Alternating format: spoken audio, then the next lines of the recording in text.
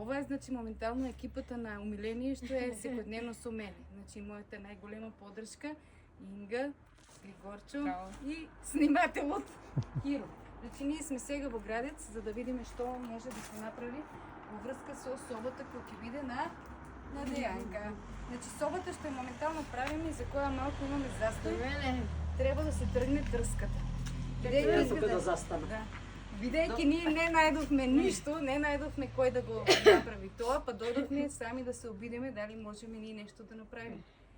Сега едно немаме алат, друго не сме баш толку стручни. И затоа Григорчо утре, така ли Григорчо, утре ќе дојдеш со едно лице, пријател. Ќе отстраниме трската. Ќе отстраниме трската и потоа ќе дојдат Злате и Дени и екипата за да го направат тоа бесплатно. Значи само заради тебе. Бесплатно ќе направат, ќе донесат материјал, ќе донесат се што треба, ќе работат без пари и ќе имаш ти соба како од продавница, така ли беше? Ајде сега и малку напред да одиме.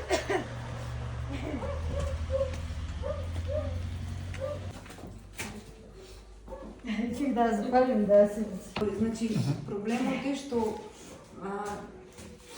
препорака на мајсторите, тука на таваното има трска и многу е голема опасност и да се направи да биде сигурно.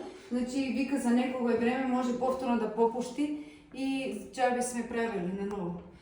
Сега тука треба некоја дупка да се избуши, да се направи, за да не се направи штета, нели и струјата да се запази, да не направиме некој дефект. Затоа и Григорчо е исто така електричар, тој ќе ја исклучи струјата. Всеки испуга. И да. И веднаш там ќе го отстраниме она нели што е непотребно трската. Мајсторите бидејќи работат, тие работат, имат своја работно време до 3, после 3 ќе дојдат тука и директно ќе го средат тоа. Сега дали утре или задутре, они нека се определат кога. Нека го се работа. Значи ќе направиме некој. Ама оваа соба после секој е многу тука и ти само ќе си имаш приватност. И некој нов телевизор, ќе си гледаш телевизија, ќе си уживаш. А тебе нови телевизор. Абе ќе има и отом потом, ќе најдеме се. Значи после следна фаза ќе биде паркет, каминат.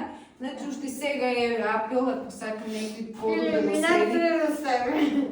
Да. Ние чекаме и донатори од некаде да им пари да префрлат за да купиме, ама ако може некој да купи, да ни донира и бесплатно да го намести, нема проблем, така ли?